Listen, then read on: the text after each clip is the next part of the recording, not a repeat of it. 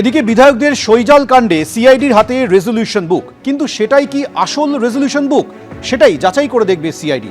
Resolution বুকের সঙ্গে বিধায়কদের সই মিলে দেখবেন সিআইডির আধিকারিকরা। গতকাল শোভনদেব চট্টোপাধ্যায়ের বাড়িতে যান সিআইডির গোয়েন্দারা। সই জালিয়াতির মামলায় গতকাল শোভনদেব চট্টোপাধ্যায়কে প্রায় আধ ঘন্টা জিজ্ঞাসাবাদ করা হয়। এই নিয়ে সন্দীপন শাহ কি বলেছেন শুনুন। 30 তারিখে যে মিটিংটি ছিল সেই মিটিংয়ে 6 তারিখের ডেটে যারা ওখানে উপস্থিত ছিল 6 তারিখের ডেটে কেন সিগনেচারটা করাতে হলো?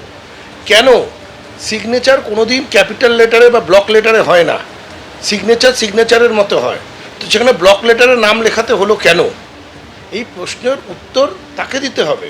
উনি আজকে ব্যাপারটাকে ঘোরাবার চেষ্টা করছেন, কারণ বিষয়টা তদন্ত হচ্ছে এবং এই তদন্তর মধ্যে দিয়ে আগামী দিন পরিষ্কার বেরিয়ে আসবে যে সমস্যাটা কি হয়েছিল এবং কার কি ভূমিকা ছিল। এই ঘটনা যেটা ঘটেছে, ন্যাক্কারজনক ঘটনা যেটা ঘটেছে, কার কি ভূমিকা ছিল সেটা তদন্তের মধ্যে দিয়ে বেরিয়ে আসবে। আচ্ছা, রেজলিউশন বুক শোভনদেব বাবুর বাড়িতে কেন? ওনার বাড়িতে তো পার্টি অফিস নয়।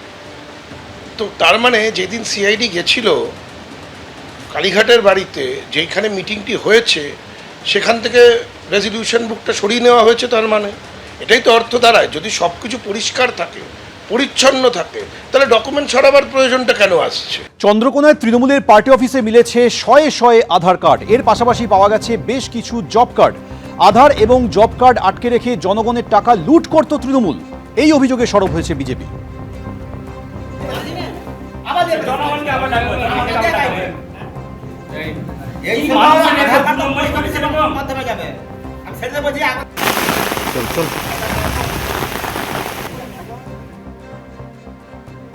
পালাবদলের পর থেকেই ফেরার ছিলেন তৃণমূল নেতা, এবার তাকেই পুলিশের হাতে তুলে দিলেন জনতা।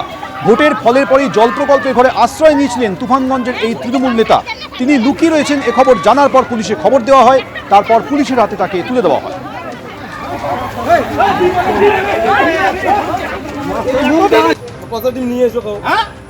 মানুষ মারে রেস্টেন তোমরা, রাজনীতি করে রেস্টেন তোমরা, কথা টিম নিয়ে এসো না, রাজনীতি মানে কি?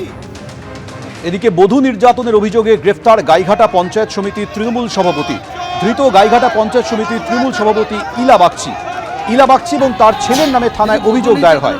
স্থানীয়দের বিক্ষোভের মুখে পড়েন ধৃত তৃণমূল নেত্রী, তাকে মারধর করা হয়।